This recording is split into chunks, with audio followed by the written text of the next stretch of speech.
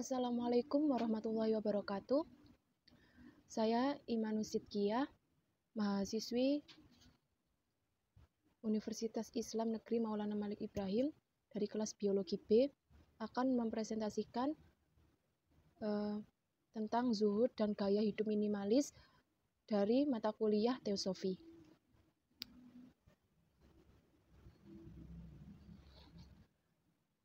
Pengertian zuhud. Secara bahasa, lafadz zahida fihi wa anhu zuhdan wa zahadatan artinya berpaling dari sesuatu, meninggalkannya karena kehinaannya atau karena kekesalan kepadanya atau untuk membunuhnya. Lafadz zahida fi asyisyai artinya tidak membutuhkannya. Dikatakan zahida fi ad-dunya artinya meninggalkan hal-hal yang halal dari dunia karena takut hisabnya, dan meninggalkan yang haram dari dunia karena takut siksaannya. Secara terminologis, menurut Ibnu Jauzi, az-zuhud merupakan ungkapan tentang pengalihan keinginan dari sesuatu kepada sesuatu yang lain yang lebih baik darinya. Secara umum, zuhud adalah benci terhadap dunia. Namun yang dimaksud benci bukan benci yang sama sekali tidak memikirkan dunia, akan tetapi menganggap bahwa dunia hanya sementara saja. Bisa juga dikatakan bahwa dunia adalah tempat untuk menanam, sedangkan akhirat adalah tempat untuk memanen. Menurut Wahib bin Ward, memiliki pandangan bahwa zuhud terhadap dunia adalah tidak merasa putus asa meskipun ada harta benda yang terlepas dari genggaman, dan juga merasa senang bila ada perkara-perkara dunia dan juga tidak merasa senang bila ada perkara-perkara duniawi yang datang. Namun di sini perlu digarisbawahi bahwa zuhud bukan berarti menolak hidup kaya dan lebih memilih hidup miskin. Di sini zuhud ada 3 tingkatan. 1. Seseorang yang zuhud terhadap dunia. Meskipun dia menginginkannya dan hatinya condong kepadanya, dia menahan dan memerangi perasaan tersebut. Inilah yang dinamakan mutazahid, yaitu orang yang berusaha untuk zuhud. Yang kedua, orang yang meninggalkan dunia dengan kemauan sendiri, yakni tanpa berperang dengan perasaan cinta dunia. Karena dunia dianggapnya lebih hina dibandingkan dengan sesuatu yang ia inginkan.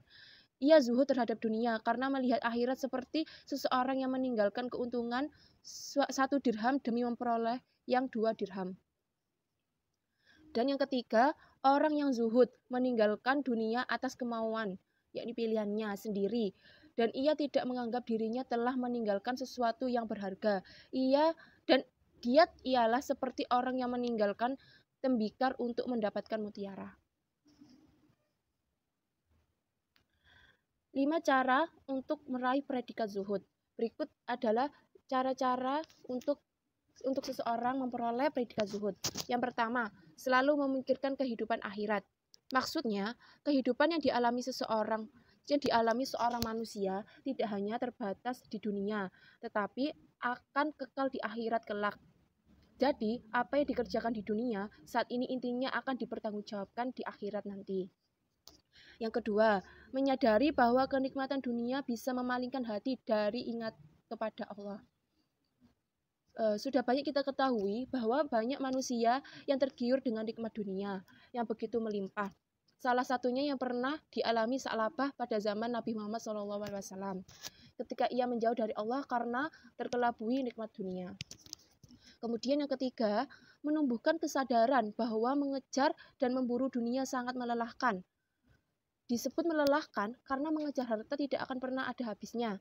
Harta, kekuasaan, dan lainnya. Yang bisa direngkuh selama di dunia kelak juga tidak akan bisa dibawa mati.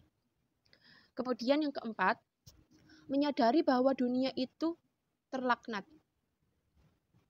Terlaknat dalam hal ini, sebagaimana yang diterangkan dalam berbagai hadis Nabi Muhammad SAW, bahwa dunia ini kerap membuat lupa, kecuali diisi dengan zikir kepada Allah, belajar, mengajar, dan pekerjaan lainnya yang lillahi ta'ala.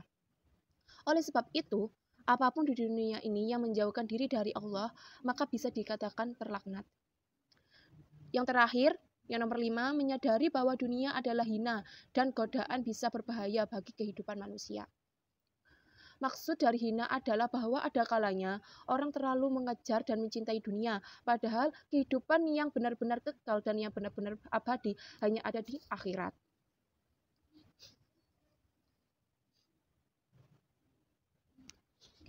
Selanjutnya, sumber zuhud. Zuhud telah dijelaskan dalam banyak ayat-ayat Al-Quran dan juga hadis. Dan di sini saya hanya menyantumkan sedikit ayat Al-Quran dan juga hadis. Ayat Al-Quran, Bismillahirrahmanirrahim. Man kana yuridu harsal akhiratin nadhir lahu fi harsihi wa man kana yuridu harsat dunya nu'tihi minha wa ma lahu fil akhirati minan nasib. Artinya, barang siapa yang menghendaki keuntungan di akhirat, akan kami tambahkan keuntungan itu baginya. Dan barang siapa yang menghendaki keuntungan di dunia, kami berikan kepadanya sebagian darinya, keuntungan dunia. Tetapi dia tidak akan mendapat bagian di akhirat. Kemudian ada hadis yang diriwayatkan oleh Rasulullah. Maksudnya hadis dari Rasulullah. Abbas Sahal bin Sa'ad Asyaidi radhiyallahu an bercerita, telah datang kepada Rasulullah seorang laki-laki dan berkata, "Wahai Rasulullah, tunjukkanlah kepadaku suatu amal yang apabila aku mengamalkannya, aku dicintai oleh Allah dan oleh manusia." Kemudian Rasulullah menjawab, "Zuhudlah engkau terhadap dunia, niscaya Allah mencintaimu, dan zuhudlah engkau terhadap apa yang dimiliki orang, niscaya mereka akan mencintaimu." Hadis riwayat Ibnu Majah. Kemudian selanjutnya ada macam-macam zuhud. Zuhud ada 4 macam. Pertama, zuhud dalam hal yang haram. Kedua, zuhud dalam hal yang syubhat. Dalam zuhud dalam hal yang syubhat tergantung pada tingkatan syubhat. Apabila syubhat itu kuat, ia lebih dicondongkan kepada hukum yang wajib. Dan jika syubhat itu lemah, maka ia dicondongkan kepada sunnah. Yang ketiga, zuhud dalam hal-hal yang berlebih. Zuhud dalam hal-hal yang tidak dibutuhkan, berupa perkataan, pertanyaan, pertemuan. Zuhud di tengah manusia. Zuhud terhadap diri sendiri sehingga ia menganggap diri sendiri hina karena Allah Subhanahu wa Ta'ala. Yang keempat, zuhud yang menghimpun semua itu, yaitu zuhud dalam perkara selain Allah. Zuhud yang paling baik ialah menyembunyikan zuhud itu sendiri, dan zuhud yang paling berat ialah zuhud dalam perkara yang menjadi bagian dari diri sendiri. Perilaku zuhud. Seorang zahid, orang yang zuhud, ialah orang yang memiliki derajat di atas penyembah dunia, mempunyai tingkatan ilmu dan pemikiran yang lebih tinggi dari mereka. Mereka sekali tidak merasa takut apabila berpisah dengan dunia. Mereka tidak terpengaruh dengan berkurang atau bertambahnya apa yang dimiliki dunia, sehingga mereka ialah orang yang dipenuhi sifat berani, bebas, dan merdeka, seorang yang bertakwa dan menjaga kehormatan. Bahkan mereka juga seorang yang sanggup berkorban. Nabi SAW membuat perbandingan antara dunia dan juga akhirat. Antara lain dinyatakan bahwa perbandingan antara keduanya bagaikan seseorang yang mencelupkan jarinya ke dalam lautan. Maka dunia bagaikan air yang melekat pada jarinya tersebut. Namun, beliau tidak menganjurkan untuk meninggalkan dunia. Karena yang disebut zuhud bukan berarti menghalalkan yang haram dan meremehkan harta. Akan tetapi, zuhud mempunyai arti tebalnya kepercayaan kepada Allah Subhanahu wa Ta'ala daripada apa yang telah ada di tangannya atau yang telah dimilikinya di dunia. Contoh pada sahabat Rasulullah: Abdurrahman bin Auf, Zubair bin Awam, Zaid bin Sabit, dan sahabat-sahabat yang lainnya. Mereka adalah sahabat-sahabat Rasulullah yang kaya, tetapi mereka hidup zuhud. Mereka memiliki harta yang berlimpah, namun hartanya tidak membutakan mata dan hati mereka sehingga melupakan akhirat. Selanjutnya, hidup minimalis.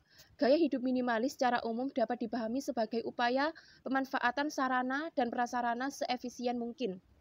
dengan mengurangi kuantitas materi maupun non-materi, namun tetap memperhatikan aspek kualitas. Gaya hidup minimalis juga meniti beratkan pemahaman seseorang untuk mengutamakan apa yang dibutuhkan. Konsep hidup minimalis bila dikaitkan dengan syariat Islam sangat erat hubungannya dengan rasa syukur yang direalisasikan melalui sikap qanaah dan zuhud. Ayat Al-Quran dan hadis tentang hidup minimalis. Allah Subhanahu wa Ta'ala telah melarang sikap untuk berlebihan dalam Quran Surat Al-A'raf, surat ke-7 ayat ke-31, yang memiliki arti, "Hai anak Adam, pakailah pakaianmu yang indah di setiap, yakni memasuki masjid, makan dan minumlah, dan jangan berlebih-lebihan. Sesungguhnya Allah tidak menyukai orang-orang yang berlebih-lebihan." Lalu ada ayat lain, "Dan janganlah kamu menghambur-hamburkan hartamu secara boros. Sesungguhnya berboros-boros itu adalah saudara-saudara syaitan." Quran Surat Al-Isra, surat ke-17, ayat 26-27.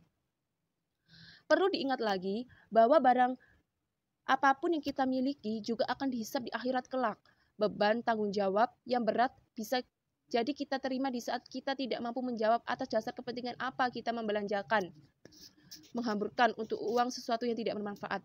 Rasulullah SAW bersabda, "Tidak akan bergeser dua telapak kaki seorang hamba pada hari kiamat sampai dia ditanya, yakni diminta pertanggungjawaban tentang umurnya, kemana dihabiskannya, tentang ilmunya, bagaimana dia mengamalkannya, tentang hartanya, dari mana diperolehnya, dan kemana dibelanjakannya, serta tentang tubuhnya untuk apa dia gunakan." Hadis riwayat Tirmizi. Manfaat hidup minimalis. Di sini ada 3 manfaat tentang melakukan gaya hidup minimalis. 1. Menghemat tenaga yang bisa kita pakai untuk hal-hal yang lebih bermanfaat. Yang kedua, lebih produktif karena kita hanya memakai barang yang diperlukan. Jadi kita tidak menggunakan barang-barang yang berlebih-lebihan yang tidak kita perlukan. Dan yang ketiga, stres otomatis berkurang karena hanya memikirkan hal-hal yang perlu dipikirkan. Maksudnya di sini adalah justru hal-hal sederhana yang bisa membuat kita bahagia dan kehidupan kita akan jadi lebih baik. Banyak sekali orang-orang penting seperti Rasulullah SAW dan bangsawan yang kaya raya justru hidup dalam kesederhanaan dan menikmatinya. Oleh karena kesederhanaan adalah bagian dari iman, seperti yang diriwayatkan oleh hadis berikut. Sesungguhnya hidup sederhana termasuk dari iman. Asy-Sya'ya 341. Untuk itu, berikut adalah tips hidup minimalis. Pertama, tidak menumpuk harta. Rasulullah adalah teladan kesederhanaan. Sederhana di sini bukan karena Rasulullah miskin, melainkan karena sikap qanaah yang dimiliki oleh beliau. Menyenangkan orang lebih dipilih Rasulullah ketimbang bersenang-senang dengan hartanya. 2. Makan secukupnya. Makanlah secukupnya, tidak berlebihan seperti terlalu pedas atau terlalu banyak. Penuhi asupan nutrisi yang diperlukan oleh tubuh. Yang ketiga, berpakaian sederhana. Memilih memakai pakaian yang sederhana, tapi tetap memperhatikan tertutupnya aurat dan bersih sehingga tetap enak dipandang dan nyaman dipakai beribadah. Dan yang keempat, memperbanyak amal kebaikan, yaitu mengurangi menonton tayangan hiburan seperti sinetron atau infotainment di televisi dan media sosial.